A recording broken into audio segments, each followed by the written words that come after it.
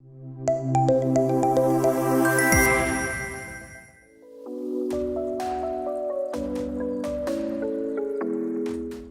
now it's time for panel 4 discussion because the topic is how to cultivate 21st century skills including critical thinking and digital literacy. As the time is all about IR4, where we have artificial intelligence, where we have chat GPT. So now I would like to call upon stage, ladies and gentlemen, please welcome Professor Dr. Vikas Singh, Founder, Vice Chancellor, Geeta University, Panipat, Delhi. He is the session moderator for this session. And I would like to call upon stage Professor H.L. Verma, Vice Chancellor, Jagannath University, Bahadurgarh, Haryana. I would like to call on stage Professor Ambarish S. Vidyarthi, Vice Chancellor, Bikaner Technical University, Bikaner, Rajasthan. Now, Professor Dr. Vikas Madhukar, Pro Vice Chancellor, Amity University, Gurgaon. Dr. Manju Gupta, Director Strategic Management, Mangalmay Group of Institution, Greater Noida. And now I would like to hand over this mic to Mr. Vikas Singh. He is the session moderator. Over to you. Thank you so much. Thanks to Chandanji and the ArdorComm team for organizing this program and inviting all of us here for this panel discussion.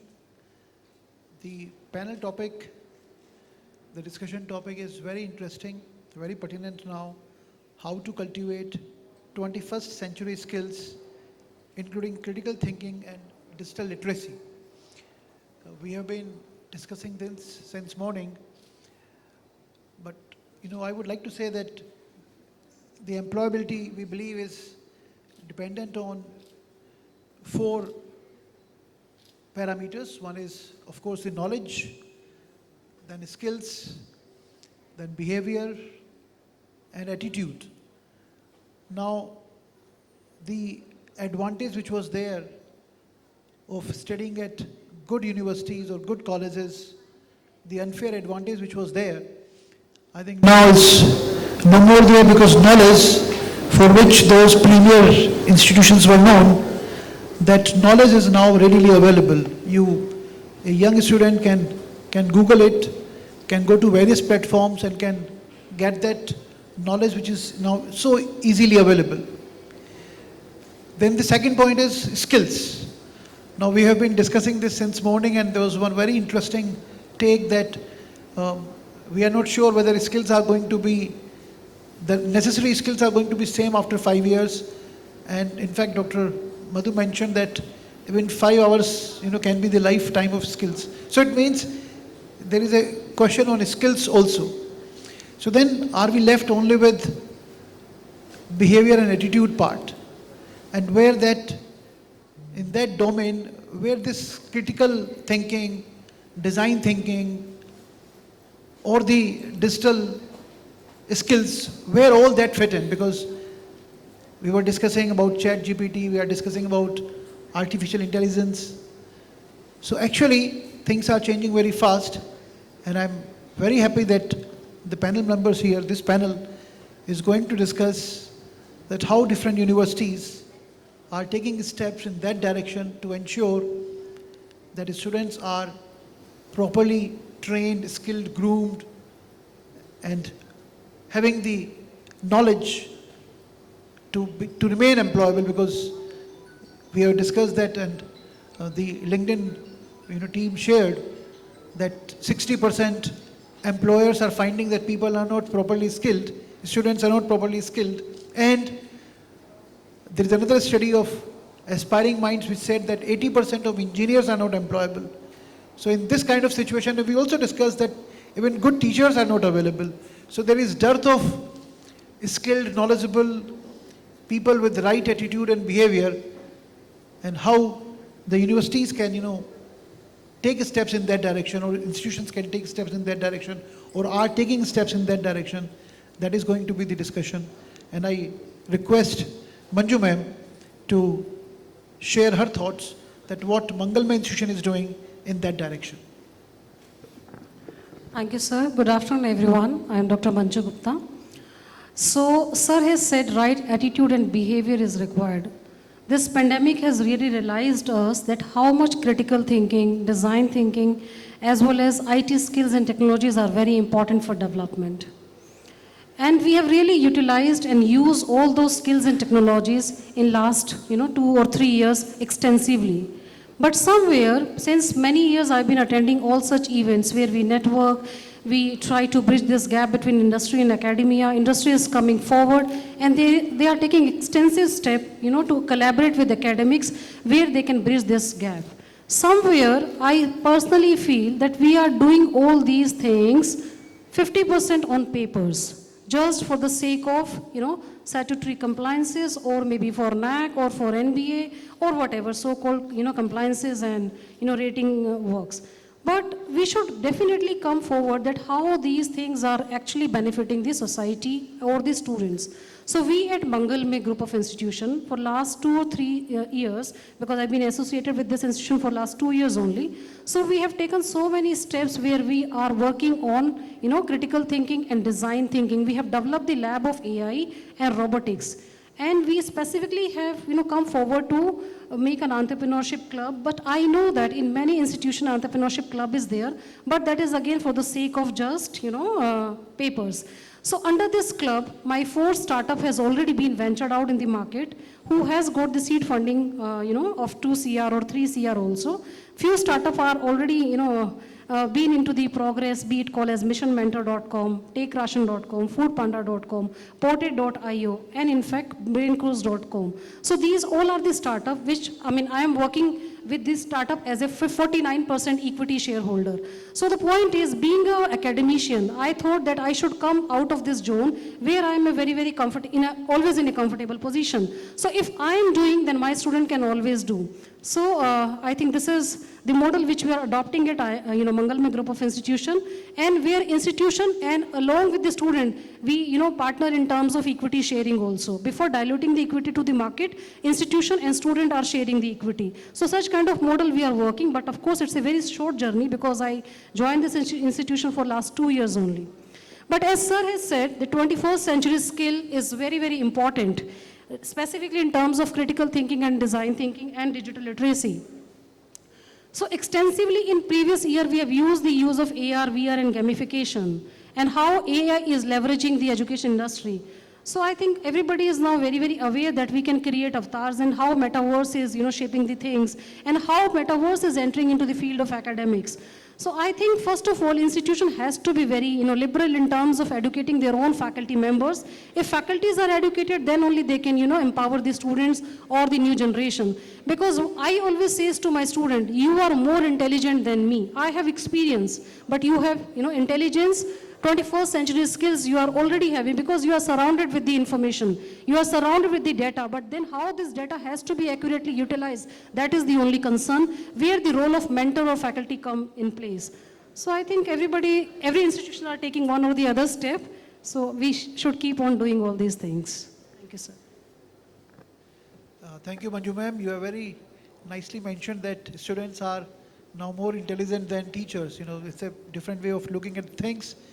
Now I request Dr. Vidyarthi ji, Vice Chancellor at Technical University at Bikaner, to share his thoughts that what their universities, what kind of steps they are taking in this direction. Dr. Vidyarthi, please. धन्यवाद और सबको नमस्कार। बात सुबह से हो रही है कि हमारे भारतीय जो विद्यार्थी हैं उनमें स्किल नहीं है, उसमें ऐसी ज्ञान नहीं है या जिससे कि उनको एम्प्लॉयबल बनाया जा सके, उद्यमशीलता नहीं है, इनोवेशन नहीं है, ऐसा नहीं है। छात्रों में खासकर जो इंजीनियरिंग के छात्र हैं उनका विकास ही शुरू से ऐसा होता है कि हम उसे सेट ऑफ इंफॉर्मेशंस देते हैं, उसकी एनालिटिकल एबिलिटी को जो है चेक करते हैं, उसको हम डे टू डे लाइफ में क्या हो रहा है उसके बारे में भी बताते हैं और साथ में हम उस फील्ड में स्पेसिफिक नॉलेज भी उसे देते हैं। अब समस्या ये है कि ऐसा क्यों होता है और बच्चे एम्प्लॉयबल क्यों नहीं हो पाते हैं। उसका कारण है कि हम उसे भारतीय जो पुरातन हमारा ज्ञान है, जो उसकी विकास की अवस्था रही है, एवोल्यूशन रहा है, उससे हम हट के पढ़ाते हैं। और जब हम हट के पढ़ाते हैं तो उसको हम कनेक्ट नहीं कर पाते। यदि हम, जैसे अभी हम बात करें एग्रीकल्चर की, हम बेहतर नॉलेज देते हैं। हमारे भारतीय जो व्यवस्था में जो हम कृषि कराते थे और जो पारंपरिक तरीके से होती थी, आज मैकेनाइज्ड हो गई और उसका परिणाम ये है कि पूरा का पूरी जो है हमारी जो अर्थ है, सॉइल है, उसकी हेल्थ ही खत्म हो गई और इसके बाद वो अनप्रोडक्टिव हो जाए। रीज़न बीइंग कि हम उसको जो है इतना डीपर कर रहे हैं। बाद में हम हालांकि वर्मी कंपोस्ट और इसकी बात करते हैं, हम ये भी बात करते हैं कि साहब ऑर्गेनिक खेती की तरफ बढ़िए, बट जब तक हम उसको अपने हिसाब से, अपनी पारिस्थिति के हिसाब से यदि हम कल्टीवेट नहीं करेंगे तो वह चीज़ नहीं मिल सकती। तो हमारा मानना है कि स्किल्स जो बात कर रहे हैं, क्रिटिकल थिंकिंग आएगी कहाँ से? हम बच्चे को एक तरफा ज्ञान दे रहे हैं। हम उसे लेक्चर दे रहे हैं, बच्चा पढ़ रहा है कि नहीं पढ़ रहा है, इस कर रहे हैं।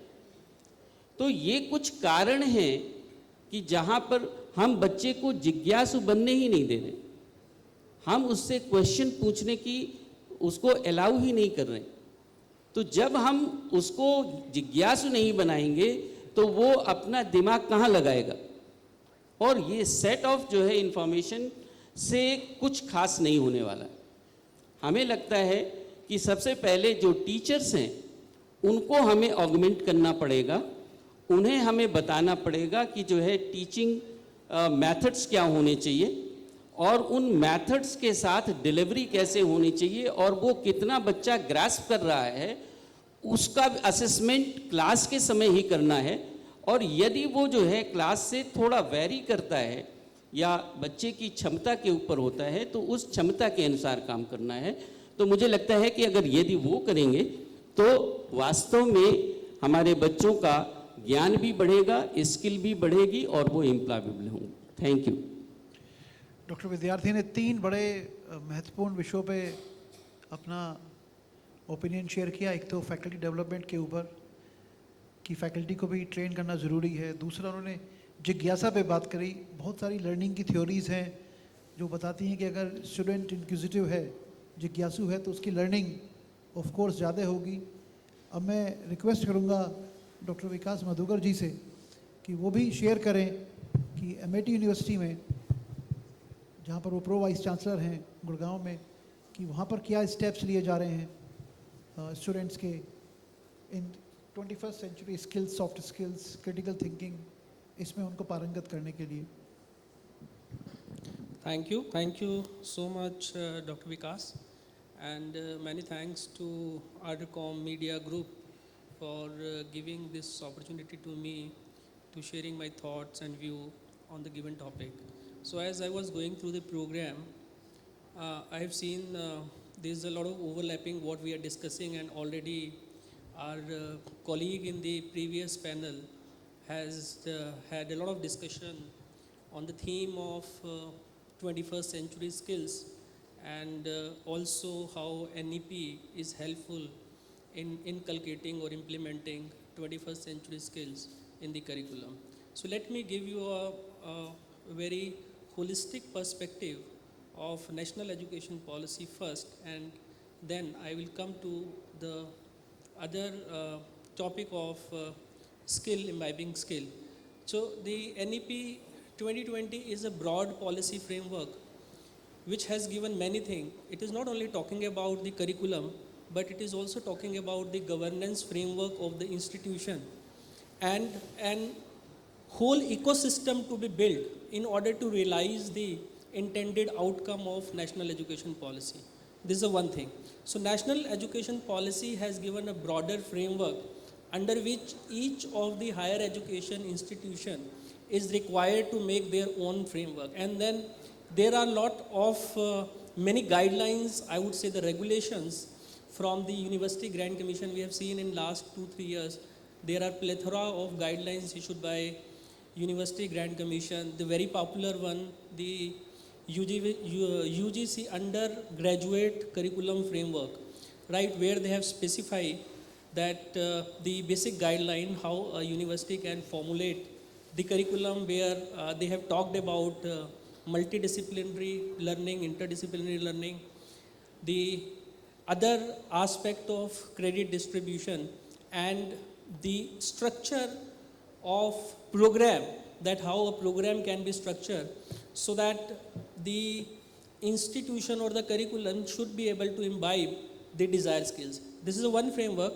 Then the second framework, which recently came in May 2023, is National Higher Education Qualification Framework. So this is the second very good framework which is talking about the level of education, because NEP is one hand talking about multiple entry and exit. It is not that NEP saying when a student is taking admission in a 3-year undergraduate program, right, we are aspiring to imbibe skill set among students keeping in mind a 3 years duration. No. NEP is talking about multiple entry and exit option.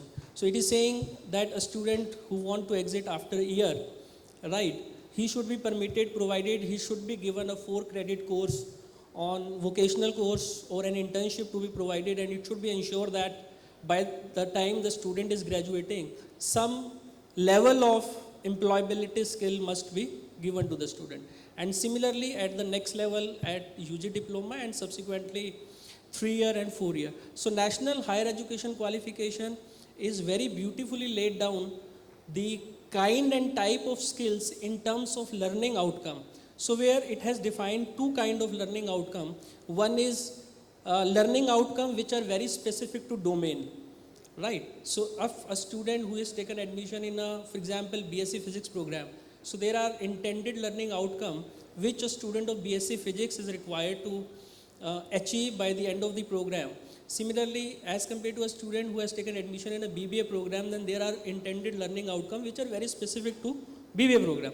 Then there are generic outcomes which are almost common to all programs, where they are talking about higher order thinking skill, where they are talking about critical thinking, where they are talking about creativity and innovation, where they are talking about communication, where they are talking about entrepreneurship, where they are talking about many other skills. There are almost 17 skills which they have laid down, including the life skills, where it is talking about that ultimately we want to make a student not only a good professional, but an individual with a holistic aptitude, right? So this framework is very beautifully explaining at what level, what type of skill is required to be incorporated. And I have gone through in detail in this framework, and I found this very, very interesting, especially when we are talking about outcome-based education, and we are talking about the course outcome, program-specific outcome, program outcome. So this is the second important thing, I think, which is very important to discuss in this context. The third thing, as far as Amity is concerned, so National Education Policy has specified many things just few years back, but there are large number of things which we have been doing Amity since the inception of Amity. I remember, I joined Amity in 2002, so it's around 22 years that I am with Amity, and in 2010, we have come up with Amity University Gurgaon. When we established Amity University Gurgaon, then we had a clear mandate that we want to make this university a fully industry integrated university and going to have a lot of focus on employability. And with this thought in mind, we have started working from 2010, and there's a lot of initiative which we have started long back. For example, we initiated choice-based credit system in 2013. So this choice-based credit system was giving an option to choose discipline and move from one discipline to another discipline, which NEP is talking now. So where a student of BTech was allowed to do a minor in management, a student of management was allowed to do minor in psychology or any other discipline. So when we are talking about skill set, whether it is critical thinking or any other thinking, in my understanding, we cannot visualize a skill in isolation. It should be connected and interrelated with the other skill. So this is the one thing, sir, what we are doing at Amity. We have multidisciplinary learning right from 2013, but now with NEP, we have initiated a 3-discipline curriculum framework where now we are giving an option to student. The student is staying in his core discipline, but simultaneously the student has an option to opt for other disciplines. So he can go to the discipline which are closer to his core discipline, or he can go to discipline which are already different. For example, a student of BBA can opt for courses from data sciences basket or analytic basket or artificial intelligence basket, right? Similarly, a student of BA can also opt, right? Provided there are some prerequisites to that. This is one thing. The second, you talked about the soft skill.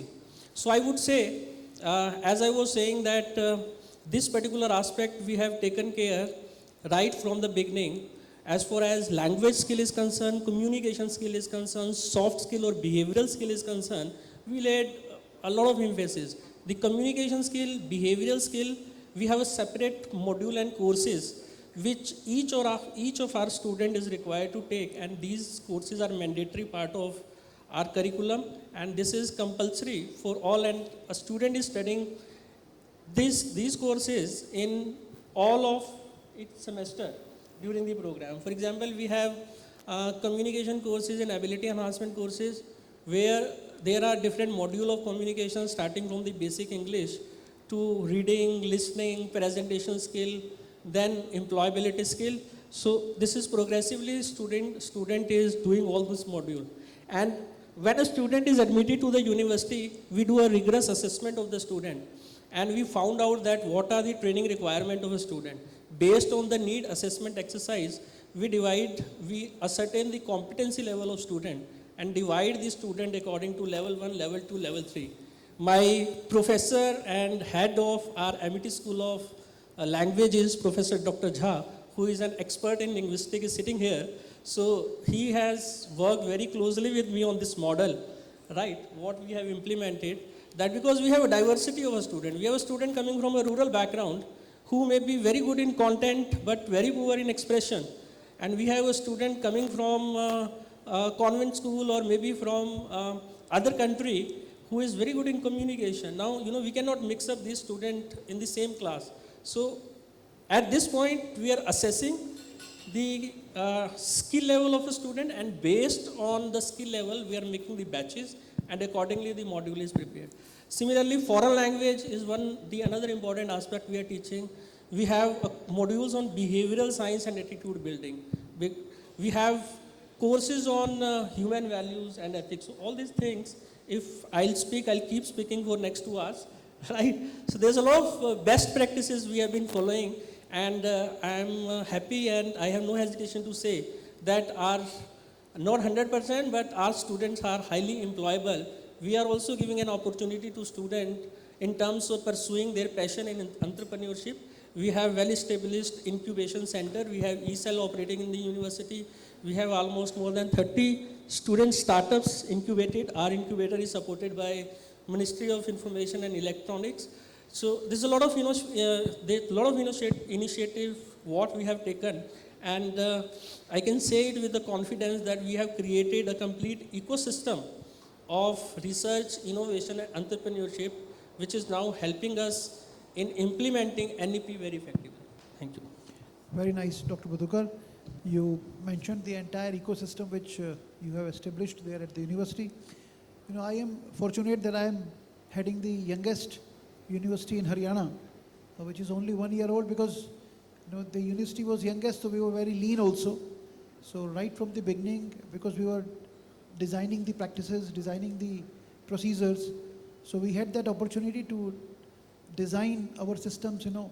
And because the direction of NEP was also available, the direction was envisaged. So we were fortunate. I'll be sharing quickly what we are doing at Geeta University in this direction.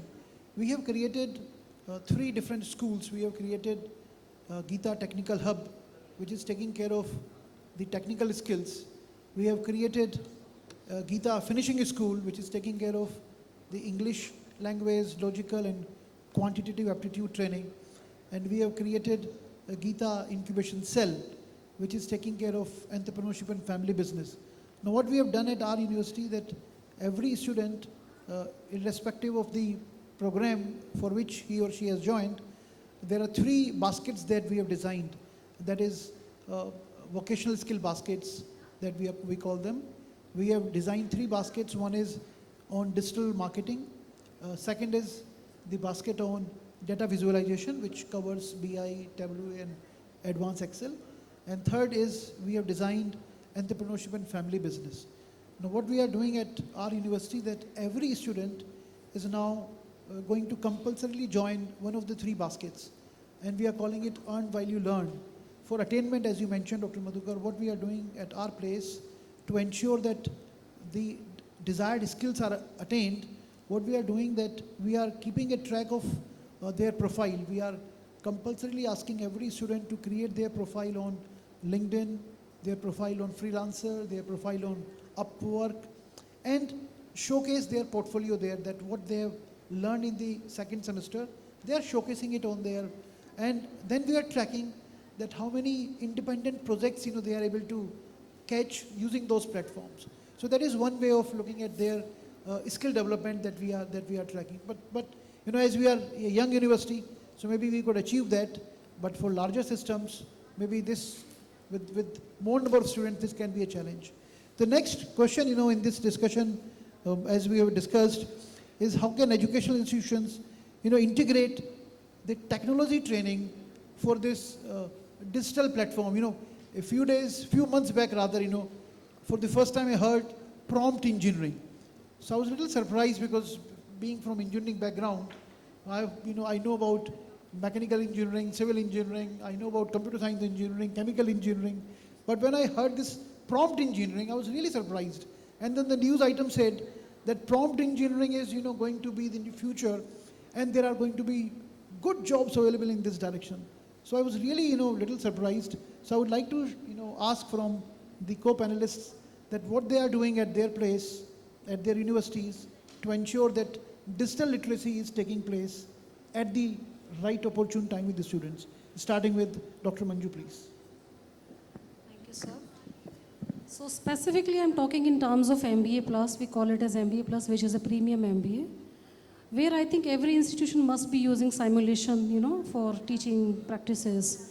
And we are using metaverse. Metaverse means that we have to create the avatars of the student, which is entirely in online things, where they have to give their, you know, presentation in online environment, but by visualizing their avatars through metaverse.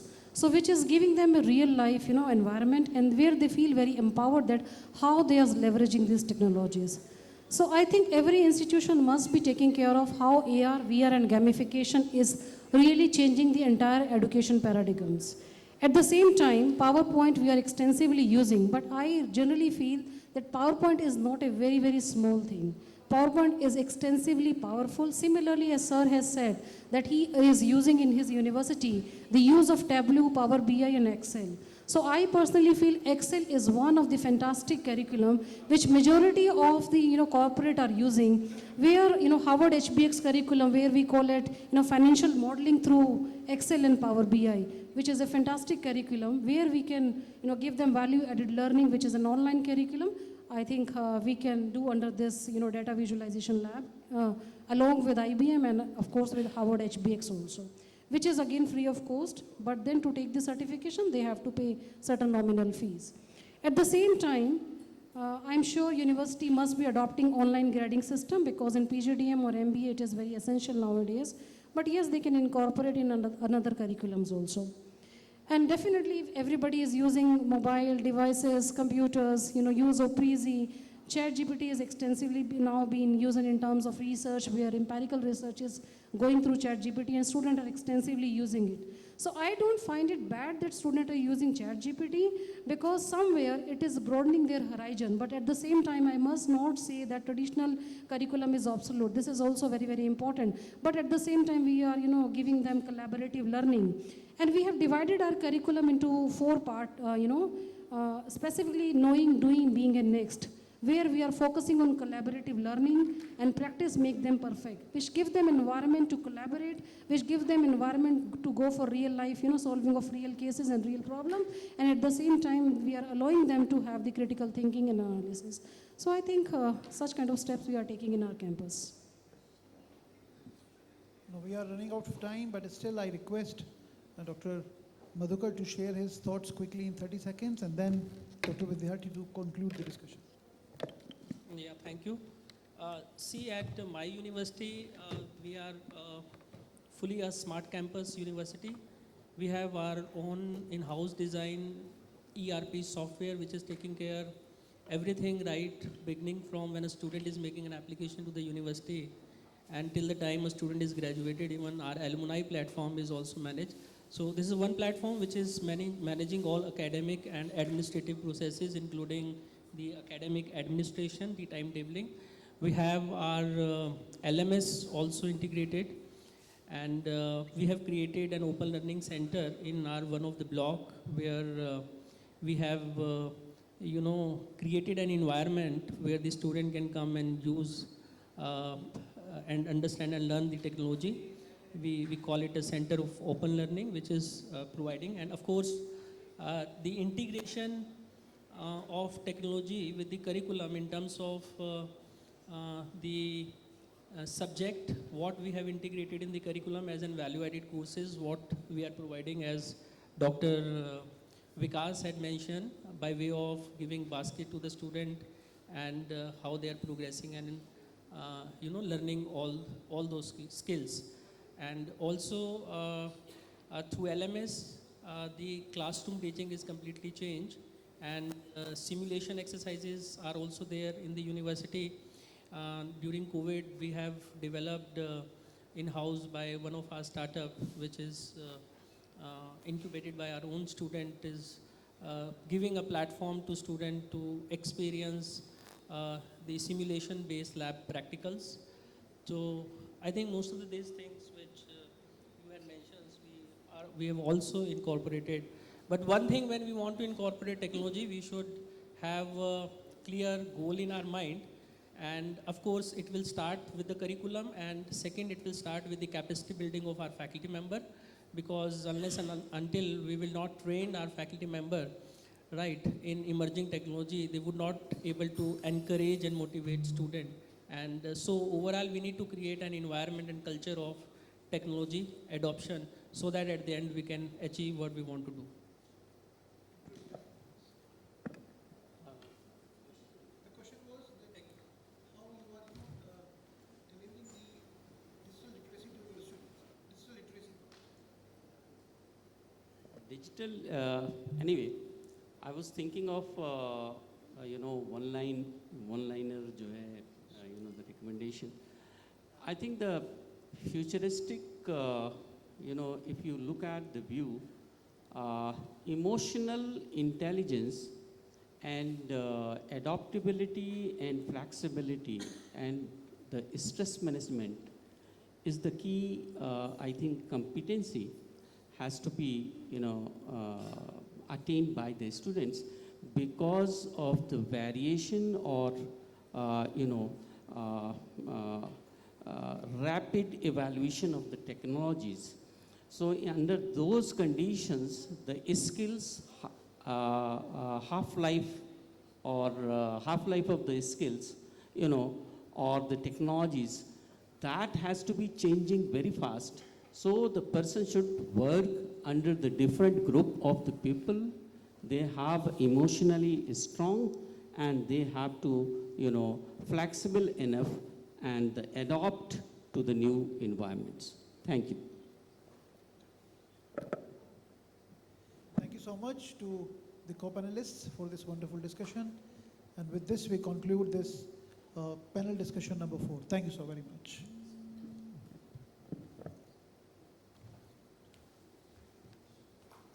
Thank you so much.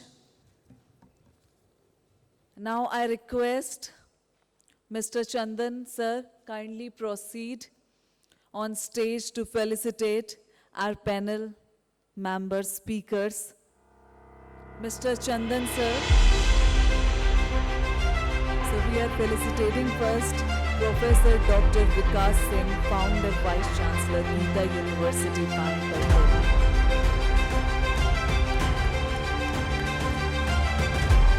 Professor Ambarish S. Vidyarthi, Vice Chancellor, Bikaner Technical University, Rajasthan. Professor Dr. Vikas Madhukar, Pro-Vice Chancellor, Amity University, Gurgaon.